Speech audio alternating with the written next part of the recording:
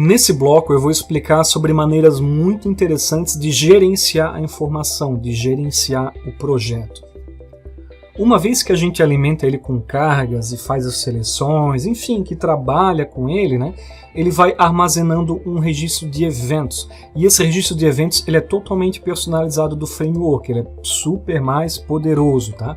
Vou dar um exemplo dessa tabela de log aqui em nível de detalhes. Eu vou maximizar ela. Então, nessa tabela de logs, eu tenho basicamente a data que eu estou realizando as cargas, quanto tempo durou, em que fase representa, né, se é uma extração ou uma transformação, a tabela de origem, o QVD de saída, né, o que isso vai gerar para nós, qual que é o destino, quantos registros continham naquela rotina para aquele arquivo, quantos campos, de qual aplicativo, de qual sistema, qual base, enfim, ele é bem detalhado, inclusive com algumas ferramentas e rotinas adicionais, que eu vou estar explicando mais para frente como é que funciona, né? E isso tudo aqui é totalmente gerenciável. Então eu posso, né, de um jeito padrão do clique, ordenar por data de início, de fim, ou de repente eu quero ver uma tabela específica aqui para saber se estava sempre na média, geralmente era esse tempo mesmo, o que for necessário pesquisar por aqui de forma nativa. Também tem um gráfico aqui a respeito do tempo que leva para realizar as cargas e procedimentos de transformação e as datas, então dessa forma a gente consegue verificar de uma maneira mais fácil os dias que teve possivelmente um pico, um erro de carga ou que demorou, né, muito além do que a gente esperava e naturalmente, né, selecionando a data, que é alguma coisa, todo o log, né, tudo vai percorrer para que a gente pesquise e identifique o que aconteceu do lado de lá. Existem também algumas telas, alguns gráficos de apoio para a gente ter uma breve noção de, bom, das tabelas que a gente está extraindo, qual que é a maior tabela, quantos registros ela tem. Então a gente tem tanto da parte de transformação e de extração também. Ó. Aqui primeiro tem a parte de extração e logo aqui embaixo tem a parte de transformação. Isso é legal para a gente entender volumetrias, né, no que se refere a registros. A parte de tamanho dos arquivos eu já vou mostrar na sequência, tá? Mas num primeiro momento é no que se refere a registros. A gente também tem um gráfico bem parecido, mas aqui é no que se refere à quantidade de campos, então a gente consegue saber horizontalmente, né, qual que é a tabela, qual que é o nosso arquivo maior, só para a gente tendo uma noção. A gente também tem um conector muito legal que é o nosso Lineage do projeto.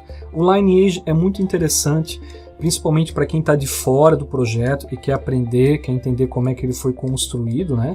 Então, nesse caso, eu sei que a DIN Produtos, ela constitui desses campos aqui, desse balãozinho. E que para construir ela, eu precisei da tabela Product, precisei da tabela Subcategoria, e percebam que quando eu deixo o mouse em cima, eu até já sei quais são os campos, né, que estavam contendo nessas tabelas. A categoria, tive que pegar um QVD também. Se eu pegar, por exemplo, uma tabela que contém, né, uma dependência maior, um relacionamento maior, exemplo dessa de DIN Customers, né?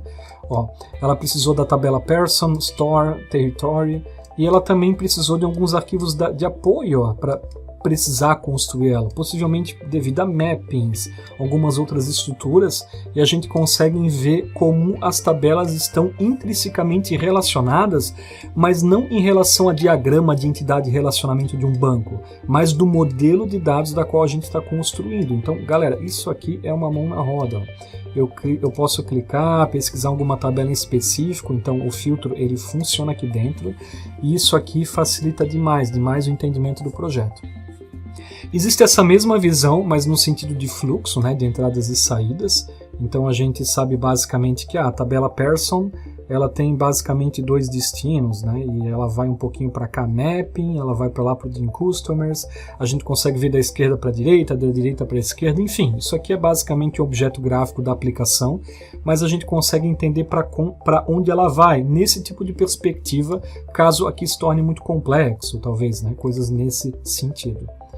Existem algumas situações muito legais também, eu já vou pular direto aqui, depois eu faço um bloco separado, mas sobre o catálogo de QVDs.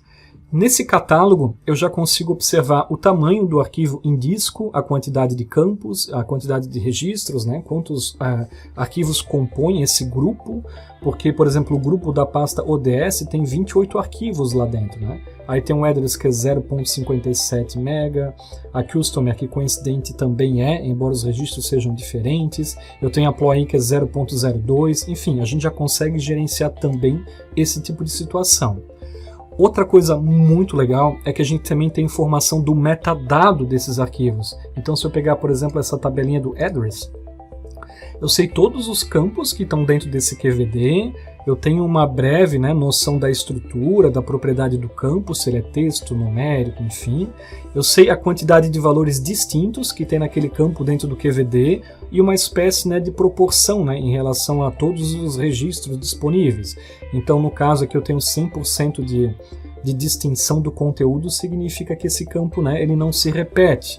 E assim tem para os demais. Ó. Então, a cidade, por exemplo, é algo que se repete, né, constantemente. De todos os registros encontrados, só 2,93 são diferentes, o resto, né, continua. Do lado também tem um exemplo de conteúdo. Então, por exemplo, poxa, o que tem dentro desse campo aqui, Address ID? Eu tenho as 3 primeiras linhas do arquivo para ter essa noção que é 1, 2 e 3. O que tem na coluna Address Line 1? Eu tenho 1970 Napa, enfim, é um exemplo aqui bem rápido, até porque talvez em alguns ambientes de desenvolvimento vocês não tenham acesso às pastas e dessa forma aqui facilita bastante o trabalho para se familiarizar com o que tem de conteúdo no projeto.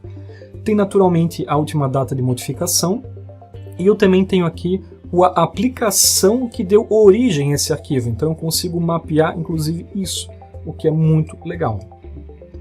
Uma outra situação muito bacana, principalmente em relação a metadados, é que normalmente a gente não extrai todos os campos possíveis de um banco de dados e nem mesmo as tabelas, né? A gente só extrai o que é necessário para o nosso projeto.